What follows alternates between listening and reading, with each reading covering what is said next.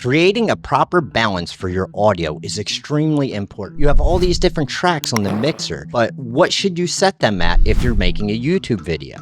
Now, I'm not a professional audio expert. However, I have a system that I use for my YouTube videos, and well, I'm pretty happy with that. So I just want to show you, like, what do I do that works for me and is very helpful and very simplified. This way, hopefully, it can help you too. So we're going to go over how to use the mixer, how to set up the tracks, because in my videos, we're using sound effects. Of course, there's the voice, and there's also the music. But how does that all tie together without affecting each other? How do we get that proper sound mix? Also, if you stick around to the end, I'm going to show you how do I do my voice to make my voice sound the way I like it to sound. Okay, so let's get started here on the edit page. So the first steps that I do is I will start labeling my track. So here on audio 1, A1, I will change this to voice. I'm going to leave this at the green color. Then I have track 2. This is going to be my sound effects. So I just put SFX 1 because I'm actually going to do 3 tracks like this. I'm going to right click on here. Then I'm going to change my track color to orange. Then I'm going to add a track. And we're going to add a stereo track. I'm going to do the same thing for that. SFX 2. Click off of it. Then I can right click onto it and change track color. I'm going to create a new track by adding another track, stereo. Call this SFX 3. Adding one more track here. Okay, so now my track number 5 will be music. And I actually create 2 music tracks because I like my music to overlap. So we're going to music 1, music 2. And then I will change my track color and change these ones to navy. So now, as you can see, I have all of my tracks are set here. I have my voice, SFX 1, 2, and 3, and my music 1 and 2. So what we should do is prepare ourselves in advance for our mixer. So as you see, the mixer is all the way over here on the side. You can easily click right here, just drag it over, and now you can see all of these. You have A1 through 6, and then you have your bus. All of these all funnel through into that bus, and this is kind of like just the main out and controls all of the levels all together. For this video, I'm not going over the normalizations of the audio levels or for those outputs. However, if you need to learn how to get the correct outputs for YouTube, go ahead and check the video I have linked above. That'll really help you with getting the proper uploads for YouTube. So what I'm going to do on my sounds, I'm just going to leave my voice and my bus here at 10. And then what I'm going to do is for my sound effects and my music, I will bring them down. Typically for my sound effects, I will drag this down to right about where this little line is here. So as you can see, I just brought the 3 of these down, and then we have to do the music. I'm going to grab my music and I'm going to bring that all the way down to around 30. So these are maybe not exact adjustments, but they're very, very close. So now once I bring my audio in and I bring my music in and things like that, stuff is going to still affect the voice. So what I will do next is I will work on my tracks over here. So on music 1 and 2, I will come here and I'll just click here. As you saw, once I clicked here, over on this side, this had popped out. So what I will do is I will come down to Ducker, and I select it here, and I bring my duck level up to, I start around 8. Maybe I'll lower it depending on how things are coming out. And then I'm going to do the same thing for music 2. So I turn my Ducker on, bring that up to around 8. And I use that for a starting point. For the sound effects, I typically don't use the Ducker, but if they are overtaking my voice, then I will. Next, I will come to my voice, and I typically have a fan running here, so I will need a little voice isolation. So I will come up here and I will click this.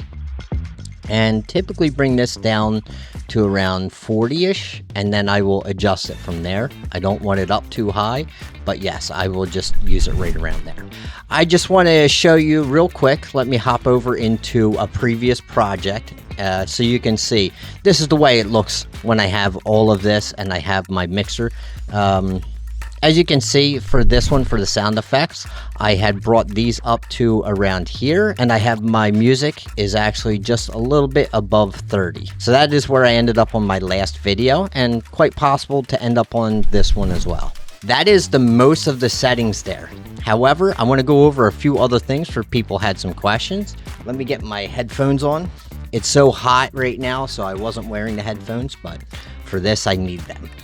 And also, when you are doing an audio mix, this type of headphone, you see this is an open ear, which allows all the sound to go out. This is the type of headphones you need for audio mixing. If you would like to learn about this kind of stuff, go ahead, leave me a comment below, and I'll take it in consideration and start making some videos to help you with the hardware that might be useful for you. So I just want to take a moment to introduce myself. If we haven't met yet, my name is Chad. I make DaVinci Resolve tutorials and create systems and processes to help you with your workflow, so that way you can focus more on your business growth.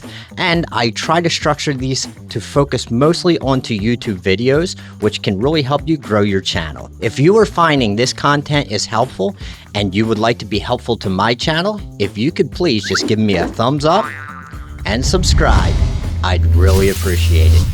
Okay, so for the next part here, as you can see here, I had made a cut just before I say the word but, and it's quite loud, so I want you to hear that, and then I'll show you how we can fade that down a bit. So as you can see, that's really strong.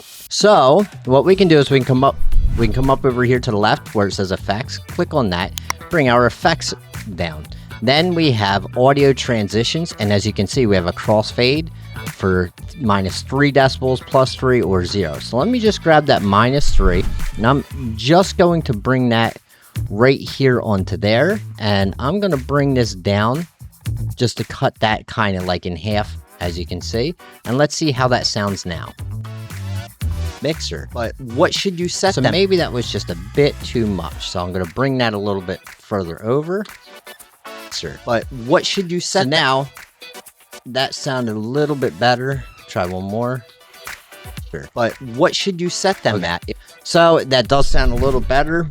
So what I'm going to do here, I'm just going to select onto this one. I'm going to press Command C, and then I'm going to go to my next one where I need to add that to. Just select it here. Command V, and now I have that. Bring that a little bit there. However, so that can help neutralize that a little bit. That's one way of doing. But what about if it's in the middle? So like this section here is a little bit high, so let's see how that sounds.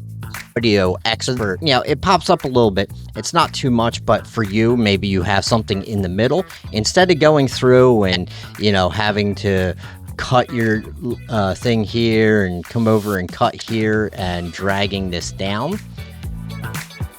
which is not really good for your audio. You should try not to cut your audio if you can. So what you can do, let's zoom in there a little bit better. I'm going to bring that up a bit, and there we go. Let's zoom it in so you can see a little bit here. What I'm going to do is I'm going to press and hold the Option or Alt key, and I'm just going to select right here. As you can see, I put this little marker there, and then I'm going to do that again, so I put a second one. Now I'm going to come over to this side, and I'm going to do one more. I have 3 of them. The reason I have 3 of them, because now I can grab this and I can pull that down. And as you can see, it has done that. Now, if you need to lower this side more, just add an extra key, and then you can drag that side down too, and that will really help it. And let's see how it sounds. So as you can see, it doesn't pop as much, so this could make things a little bit easier for you as well. And now, as I said, if you had stuck around to the end, I would show you how I edit my voice. So let me go over here. We're going to click on the Fairlight page. Typically, I would have a lot of audio already in here with the music and everything else. So to eliminate having to hear that and only being able to hear my voice, what I would do is select this. It's called solo. When you click on this, that will solo this track and you will not hear any other tracks. You can mute your tracks So we'll just focus on these two. We just have the solo and mute. So you can mute your tracks if you just want one muted, or if you just want to hear the one, then you just go to solo. Another thing you can do, if you just want to have in and out in a certain section that you want to focus on, then you just press in and say, I only want to go as far as here. I will press out. So now I'm only going to use the audio in there. And then what I'm going to do is come here to this point, and I'm going to press this little loop. So what that'll do is it will play this audio over and over again in that section. So I can just focus on that. So now let's come over here. I'm going to grab my mixer and drag it out. And what we're going to work with is the EQ. I'm going to show you how I do my EQ, which I learned this from, I think it was like Julius Hermans or something. His way was very, very simplified. I was doing more technical stuff, but for the YouTube videos, I find I don't have to do too much. I just want it to be really nice and good quality, and that's good enough for these kind of videos. So what I'm going to do here is I'm going to come to band 1. I'm going to click on this. As you see, I just added a band, but let me turn that off because I want to hear the sound, let it play, then I'm going to add it. And we're going to change some of these other things as well. So let's start with that. So band 2, I'm going to click on this and let's make this a closed loop here. We're going to do the same thing here on band 5. And then we're going to take this Q factor, we're going to drag that all the way up for all 4 of them. This way we're just prepared in advance before we start listening. Now I'm going to go through the audio and I'm going to add the stuff as we go. First, I'm going to start playing and I will add band 1, and you can see if you hear a difference. Creating a proper balance for your audio is extremely important. You have all these different tracks. Now I'm going to add the band 6 and let's see how that is. The mixer. But what should you set them at? As you can see, not much happened with the 6, but you definitely heard it with the 1. So let me play that, turn it off and on real quick. Making a YouTube video. Now, I'm not a professional. All right, so as you can see, there was definitely some help, but I still need to drag it over and eliminate some of that. So let's do that real quick. Audio expert. However, I have a system that I use for my YouTube videos, and well, I'm pretty happy with that. So I just want to show you like what. All right, very good. So next I'm going to do this one. As you remember, we put that Q factor all the way up, and that's going to help me with this. So I'm just going to play it. I'm going to move this up like this and around until I hear something I don't like, and then I'm going to bring it down to about that first line there. So let me undo that and let's go again. Cool. That works for me and is very helpful and very simplified. This way, hopefully, it can help you too. So we're going to go over how to use the mixer, how to set up the tracks, because in my videos, we're using sound effects. All right, something sounds a little funky right about there, so I'm just going to pull it right down there. I did not like that sound at all. Now, I'm going to do the same thing for 3, 4, and 5, and just leave it that way.